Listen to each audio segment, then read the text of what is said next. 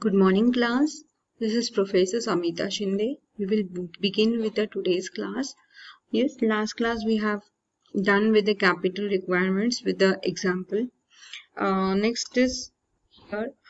I have just given the introduction of your capitals. What is your fixed capital and working capital? In today's class, we will just see the what do you mean by fixed capital, what do you mean by working capital, and the factors affecting part we will see in the next class. Now we'll begin with the fixed capital part. Fixed capital, the capital which is used for buying fixed assets which are used for a longer period of time in business. Now what does it mean कि ऐसा capital जो हमें fixed assets लेने के लिए use होता है, हम लोग यूज करते हैं, उसे हम लोग क्या कहेंगे? Fix capital. एंड ये फिक्स कैपिटल फिक्स एसेट्स कितने पीरियड के लिए होता है? Longer period. और लॉन्गर पीरियड हम लोग लॉन्गर पीरियड को और एक वर्ड होता है that means this can be use for this you have to use for permanently. Now we will begin with the concept part which is used for a buying fixed assets which are used for a longer period of time in business. ये हमने देखा कि fixed capital is used for buying a fixed assets. Now these assets are not meant for a resale. Fixed asset जो ऐसे assets होते हैं जो हम लोग मार्केट में हर साल बेचते हैं. Yes, these assets are not meant for a resale. ये हमारे बेचने के लिए assets नहीं होते. Means ये कहाँ पे यूज होंगे? This can be used for our production of goods and services. Fixed capital refers to the capital invested for acquiring fixed assets. Fixed capital ऐसे capital होता है जहाँ पे हम लोग fixed assets लेने के लिए capital investment करते हैं, उसे हम लोग क्या कहेंगे? Fixed capital. It stays in a business for a longer period, almost permanently. ये जो fixed capital होता है वो कैसे होता है बिजनेस में? Permanent in nature. यस, ये लॉन्गर पीरियड के लिए होता है. शॉर्ट पीरियड यानी क्या? 1 साल. ये क्या होता है? लॉन्गर पीरियड यानी 3 साल, 5 साल, 10 साल. यस, जिसका जितना पर्टिकुलर एसेट्स का लाइफ है उतने साल तक वो चलते रहेगा. यस, तो here examples are given. Examples are used for a purchasing of land and building, furniture, etc. Yes, this is the example of your fixed assets. तो यहाँ पे कॉर्नर में भी मैंने एक डायग्राम दिखा है जहाँ पे एग्जाम्पल्स मेंशन किए हैं. Plant and machinery, factories, land, it's buildings, companies headquarter, offices. तो ये सब चीजें लेने के लिए हमें क्या चाहिए? Fixed asset. यस, तो ये हमारे परमानेंट इन नेचर है, सालों साल हमें यूज होने वाला. या आपने एक बिल्डिंग लिया, दूसरा वो बिल्डिंग बेच के दूसरा लेते हो, सपोज आपका बिजनेस है तो नो, तो आप लोग क्या करते हो? वन टाइम इन्वेस्टमेंट करते हो और इसका सालों साल तक आप यूज करते हो. Now next is the fixed capital. At the initial stage the fixed capital requirement is decided by whom और the made by whom? Your promoters. हमें प्रमोटर पता है, इंपॉर्टेंट कंसेप्ट में हमने प्रमोटर वर्ड जान के लिया है कि what do you mean bye promoters. Yes, the initial stage में हमें कौन बताता है कितना फिक्स कैपिटल लगेगा, क्या करना है, कहाँ से लेना है? That will be decided by your promoters. Now next is ये सब होने के बाद प्रमोटर पहले क्या डिसाइड करते हैं? उनका फिक्स कैपिटल रिक्वायरमेंट क्या है, फिक्स कैपिटल कहाँ पे यूज होगा, कहाँ से कैसे कौन से असेट्स लेने हैं वो डिसाइड करते हैं. इसलिए fix capital requirement has assume great importance. इसके लिए हमारी जो फिक्स कैपिटल जो रिक्वायरमेंट है उसके लिए क्या है? बहुत ज्यादा इंपॉर्टेंस दिया है. यस, नेक्स्ट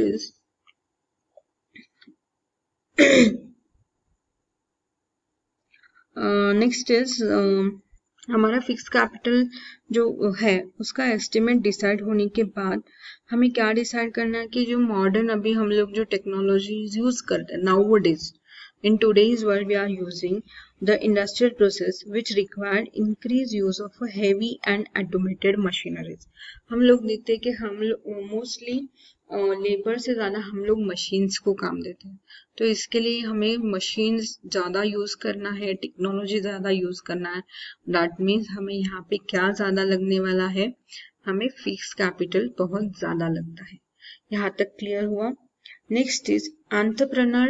ये क्या करता है, ये जो फिक्स कैपिटल है वो लेने के लिए मोस्टली किसका हेल्प लेता है, आपके कौन से मार्केट का हेल्प लेता है, कैपिटल मार्केट. यस, और ये कैपिटल मार्केट में कौन से फंड्स अवेलेबल होते हैं, शेयर्स होते हैं, डिबेंचर्स होते हैं, बॉन्ड्स होते हैं. यस, तो यहाँ तक आपको फिक्स कैपिटल का मीनिंग समझ में आया होगा. You all, I hope everyone understand what do mean by fix capital.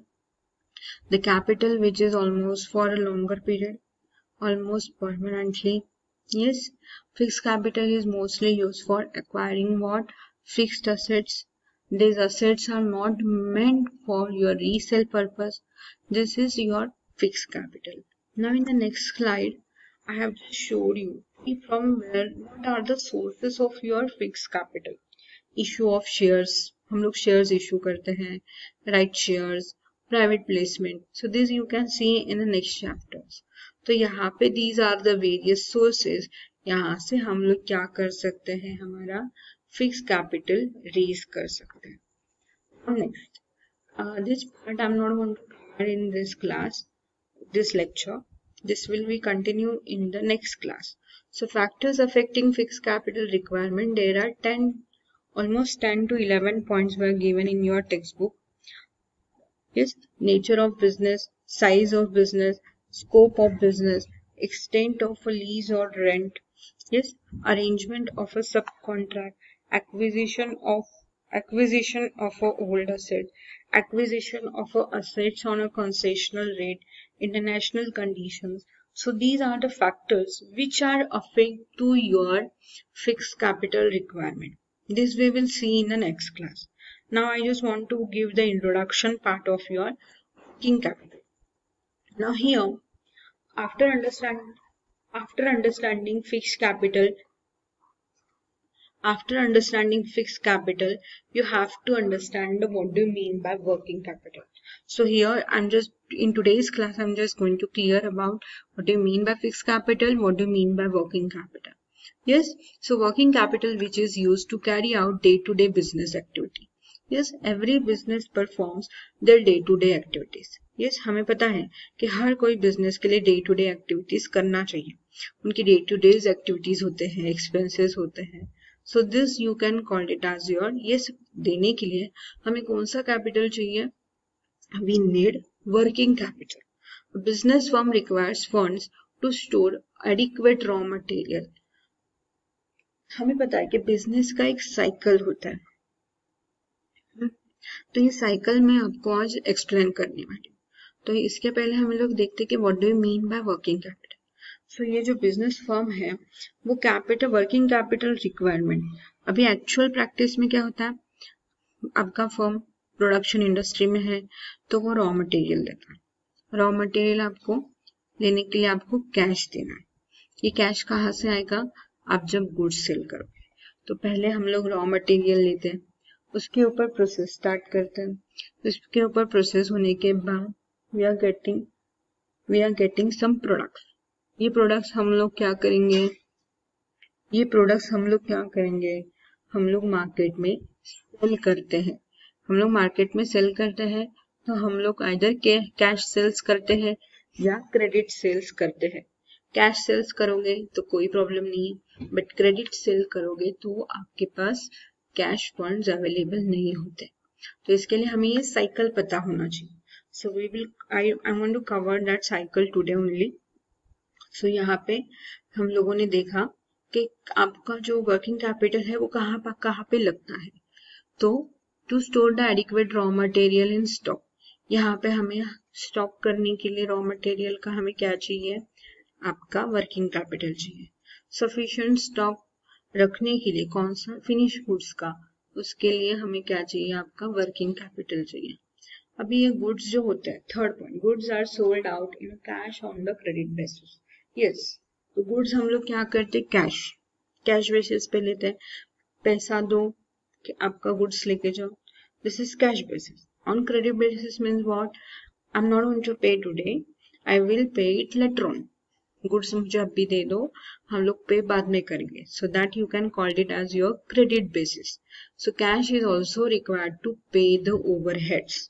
Now here please understand the meaning of overheads. Now here you understand what they mean by cash sales and the credit sales. Credit means what? You are not going to pay it now. You are going to pay that later to the business. That you can call it as your credit basis. Now we will understand आपके जो cash लगती है वो कहाँ कहाँ पे लगती है, आपकी ओवरहेड्स एक्सपेंसेस. तो overhead means what, it is a indirect cost और expenses required to run the business. ये डायरेक्टली आपके बिजनेस को कुछ अफेक्ट नहीं करेगा, बट इनडायरेक्टली आपके बिजनेस को अफेक्ट करने वाले. So overhead means the indirect cost which is all the expenses required to run the business. Overhead expenses include, अभी ये ओवरहेड एक्सपेंसेस क्या क्या हो सकता है, इंश्योरेंस एक्सपेंसेस हो सकते हैं आपके, अकाउंटिंग फीस हो सकती है, एडवर्टाइजिंग हो सकती है, लीगल फीस हो सकता है, रेंट हो सकता है, रिपेयर्स हो सकता है, ट्रैवलिंग कन्वेंस एक्सपेंसेस हो सकता है, टेलीफोन बिल्स हो सकता है. So this you can pay it by what, cash basis. So for that purpose you need a cash. और जब तक आपका पैसा दूसरे लोग देते नहीं है तब तक आपके पास कैश नहीं होगा. सो फॉर दैट पर्पस यहाँ पे आपको क्या चाहिए, वर्किंग कैपिटल ज्यादा चाहिए, यानी आपको कैश ज्यादा चाहिए. Yes, working capital as an equivalent to excess of a current assets over the current liability. Now, this is one of the definition given by the Gestenberg. He defines the excess of a current assets over the current liabilities. You can call it as your working capital.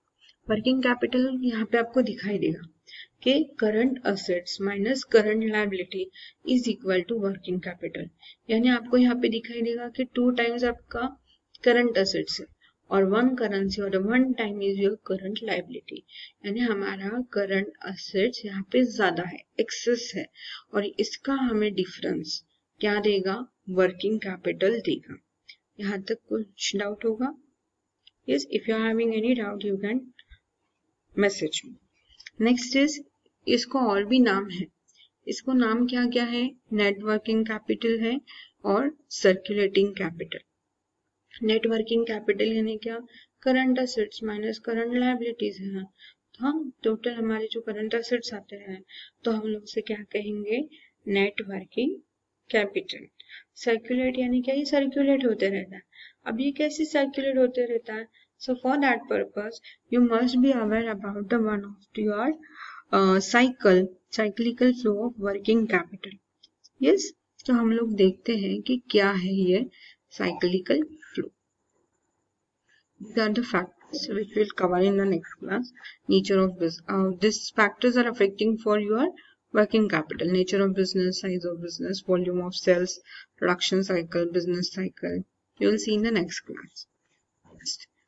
Please understand this cyclical